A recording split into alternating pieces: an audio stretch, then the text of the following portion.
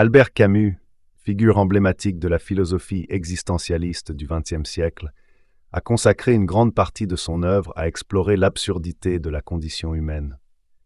Dans le mythe de Sisyphe, publié en 1942, il développe cette philosophie de l'absurde en utilisant le mythe grec de Sisyphe comme métaphore centrale. Sisyphe, condamné à pousser éternellement un rocher jusqu'au sommet d'une montagne, symbolise pour Camus l'homme moderne face à un monde dépourvu de sens. L'essai ne se contente pas de décrire l'absurde, il montre aussi comment vivre en harmonie avec cette réalité, malgré son caractère inexorable. La notion d'absurde chez Camus naît de la confrontation entre l'homme et l'univers. L'homme, par sa nature, cherche un sens à son existence, un ordre, une explication à ce qui l'entoure.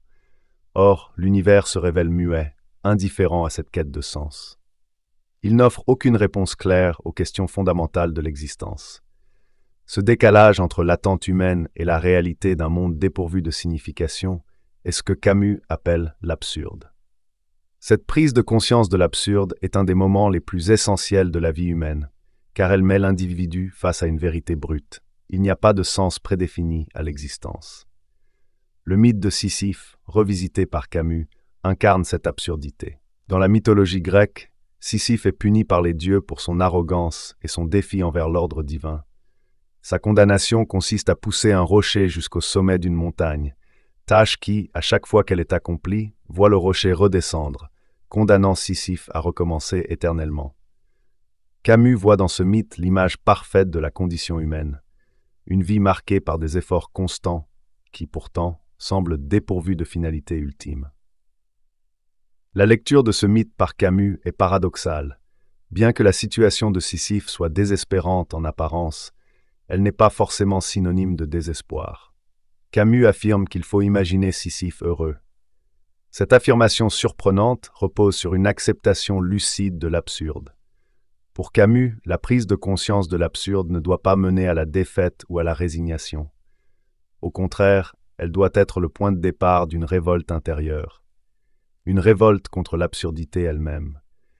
Cette révolte ne consiste pas à nier l'absurde, ni à chercher à l'éliminer. Elle réside dans le fait de l'accepter pleinement, tout en refusant de se soumettre à ses implications déprimantes.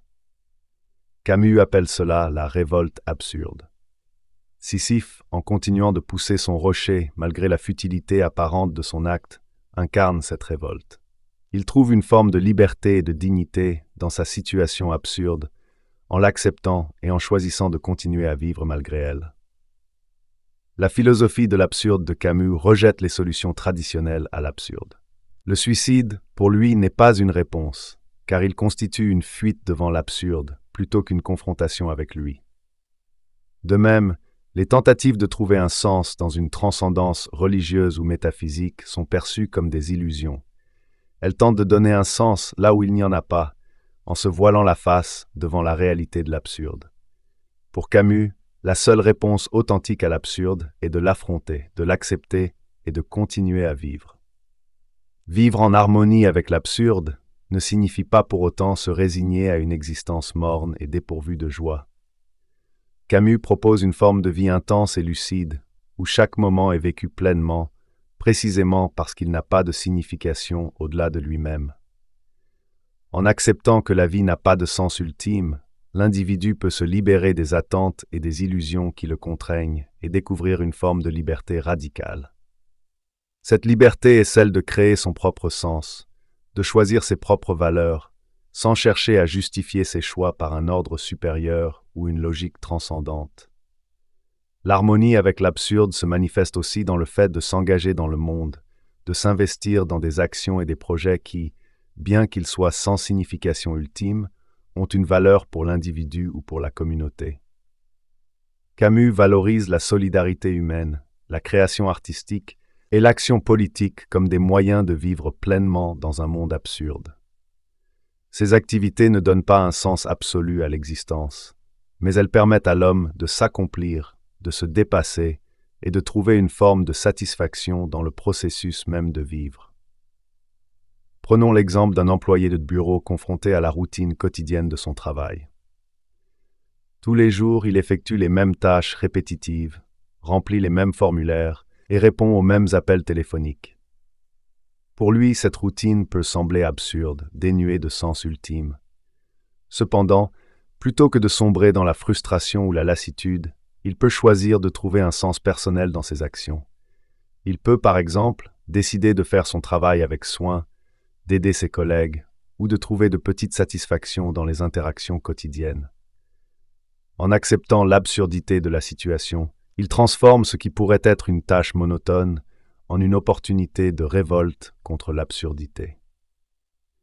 Il trouve une dignité dans son travail, non pas parce que celui-ci a une signification transcendantale, mais parce qu'il a décidé de lui en donner une à travers ses propres choix.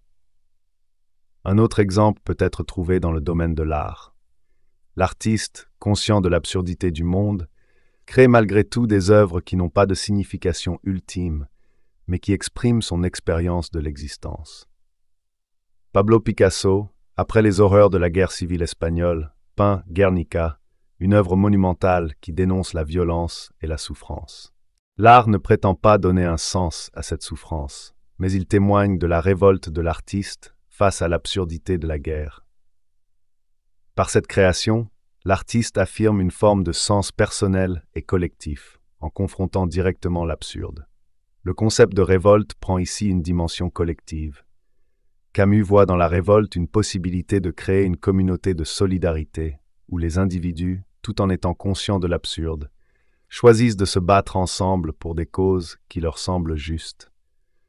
Cette lutte n'est pas guidée par l'espoir d'une récompense ultime ou d'un sens révélé à la fin, mais par la volonté de donner à l'existence une forme de dignité, même dans l'absurde.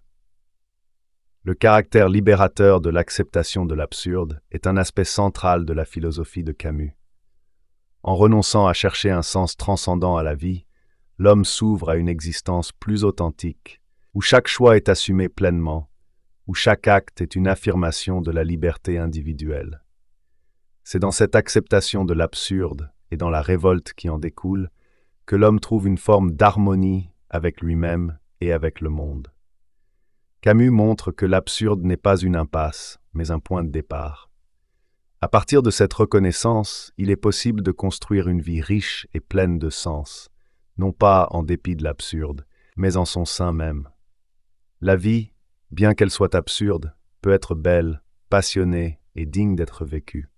C'est en créant son propre sens, en s'engageant dans l'action et en acceptant l'absurde comme une donnée inévitable de l'existence que l'homme peut vivre en harmonie, non pas avec un ordre cosmique, mais avec lui-même et avec les autres.